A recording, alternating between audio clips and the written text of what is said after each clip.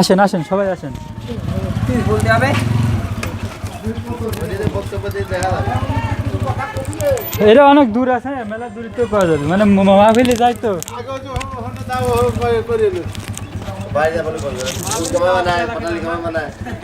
হ্যাঁ মানাবেন, বাড়ি যা বসে কবে না গায়ে হান আলো কেম্বা রস পারে, কেম্বা গাছ কাটে, সেগুলো আছে সব তুলবো। তারপর গুড় কেম্বা রস জ্বালা জ্বালা গুড় বাই করে সব শুনবো সেদ্র। আচ্ছা এখন আমি শুরু করি। হ্যাঁ, সম্মানিত দর্শক বন্ধুরা আসসালামু আলাইকুম। আমরা জানবো খেজুরের বিশুদ্ধ খাঁটি রস থেকে কিভাবে খেজুরের খাঁটি গুড় উৎপাদন বা তৈরি করা হয়, এর ক্রিয়াকলাপ বা কার্যকলাপ আমরা এখন জানবো। এজন্য আজ আমরা ক্যামেরা নিয়ে এসেছি রাজবাড়ী জেলা পাংশা উপজেলা কলিমোহর ইউনিয়ন ২ নং ওয়ার্ড সাজুরা গ্রামের বাসিন্দা মোহাম্মদ সবু মণ্ডলের দ্বারা সাক্ষাৎকার করতে এসেছি। তো সম্মানিত বন্ধুরা, আমরা এখন তার থেকে জানবো যে তিনি কিভাবে পরিশ্রম করে এবং কি ক্রিয়াকলাপের মাধ্যমে এই গুড় উৎপাদন করে এবং নির্ভেজাল বা খাঁটি গুড় উৎপাদন করেন। এখন তো ভেজালের জালে দেশটা ছেয়ে গেছে, তো আমরা কিভাবে বিশুদ্ধ গুড় তার থেকে পেয়ে থাকি সেই বিষয়ে আমরা এখন তার থেকে সরাসরি জানতে চলেছি। তো এটি রাজবাড়ী জেলা পাংশা উপজেলা সাজুরিয়া গ্রাম, আর আপনাদের সাথে আছি আমিনুর ইসলাম। Let's go. তো ভাই আপনি কি বলবেন যে আপনি আমাদের জন্য বিশুদ্ধ গুড় কিভাবে উৎপাদন করেন? আপনি এত পরিশ্রম করে এই যে শীতের তীব্র শীতে এবং কুয়াশা উপেক্ষা করে আপনি যে পরিশ্রম করে এই গুড় উৎপাদন করেন, সে ব্যাপারে কি আপনি আমাদেরকে কিছু একটু দর্শকদের সম্মুখে বলতে চান? এই হ্যান্ডে কেমন কথা করলে হ্যান্ডে বুঝতে পারেন। সমস্যা নেই।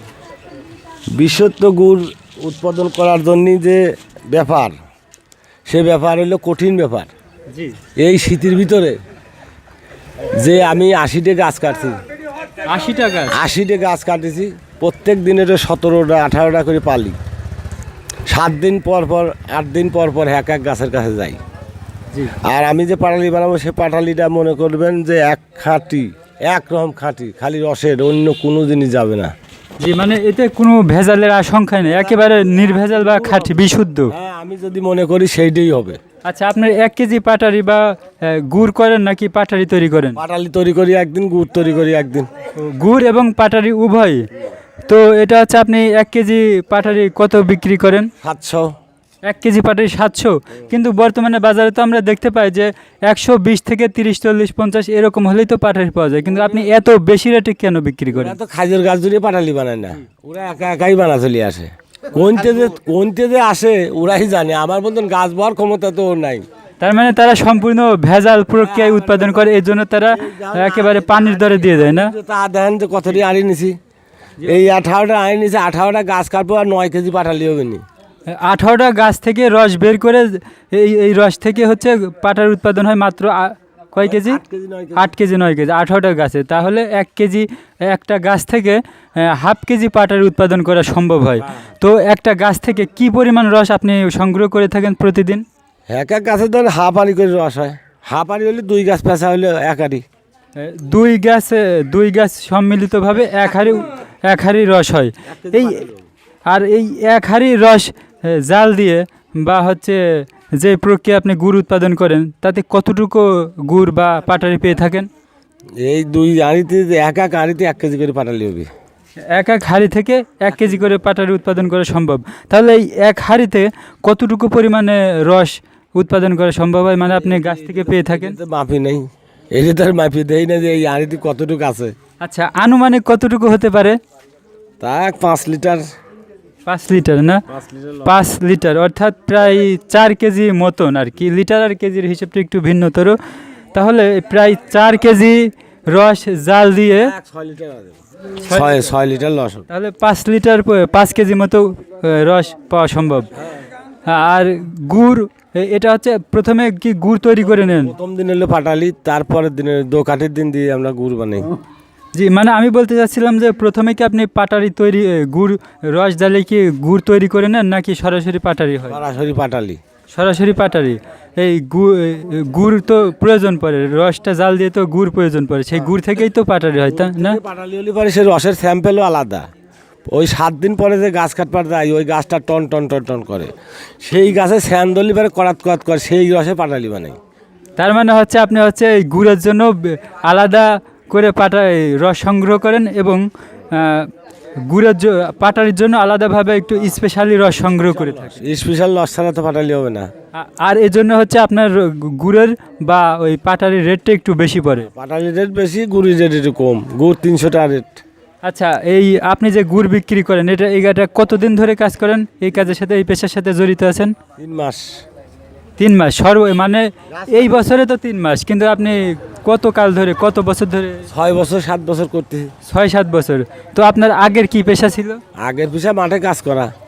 আচ্ছা, আপনি মাঠে কাজ করেন। তার আগে আমরা কিন্তু দর্শক বন্ধুরা আমরা কিন্তু জানতে পেরেছি যে ইনি নাকি একটা সময় এলাকার সম্মানিত মেম্বার ছিলেন। ঠিক আছে, তিনি এখন বর্তমানে প্রাক্তন মেম্বার। তার পৈতৃক সম্পদও ছিল অঢেল। তো এখন দুর্ভাগ্যবশত কালের ক্রমে বা সময়ের বিবর্তনে এখন সবই হাতছাড়া। মেম্বার ছিলাম, মেম্বার দেখি যে মেম্বারে যে 4 আনা পয়সা ইনকাম নাই। ওইসব ধান্দা মান্দা সারিতে ডাইরেক্ট খাজুর গাছে উঠেছি। খাজুর গাছে উঠে আমি খুব আরামে আছি। এখন তিনি বলছেন যে তিনি এখন যথেষ্ট পরিমাণে সুখে আছেন। তো আপনার কয় ছেলে মেয়ে আমরা একটু জানতে পারি? আল্লাহ তা আছে মিয়া 6টা। আপনার 6 মেয়ে, আপনার কোনো ছাল টাল নাই। ছেলে সন্তান নেই? তো আচ্ছা, তো হচ্ছে এই যে গুড় কেনে আপনার কাছ থেকে, কি আপনি নিজের গ্রামে বিক্রি করেন নাকি অন্য কোথাও গিয়ে বিক্রি? ভাই অর্ডার থায়, অর্ডার আগেই থায়। ও, তার মানে এটা যারা কিনবে, ক্রেতা বা খরিদ্দার আপনাকে আগেই বায়না দিয়ে রাখে? আগেই বায়না দিয়ে রাখে, আমি ওই বানানটা না তারাই এসে নিয়ে যায়, আমি কোনোখানে গুড় টুর নিয়ে যাইনি। ও, তার মানে সরাসরি, আর তার মানে বেশিরভাগই আপনার চেনা পরিচিত লোক গ্রামে এসে আপনার কাছ থেকে সরাসরি গুড়টা ক্রয় করে। তার মানে কেউ যদি ইচ্ছা করে আপনার এখান থেকে গুড় নিতে পারবে। যারা অর্ডার দিলি পরে আমি পৌঁছা দেবো। আচ্ছা, আমরা কিছু ক্রেতা বা এলাকাবাসীর সঙ্গে একটু কথা বলার চেষ্টা করব যে এর থেকে যারা গুড় ক্রয় করে সেই গুড়টার মান, গুণগত মান কীরকম, সে ব্যাপারে আমরা একটু জানতে চাচ্ছিলাম আমরা আমাদের অন্য দর্শকদের থেকে। আপনি কি কোথায় আসেন? সমস্যা নেই, সমস্যা নেই। এই তো মানে আমরা বুঝলাম কাম্বা।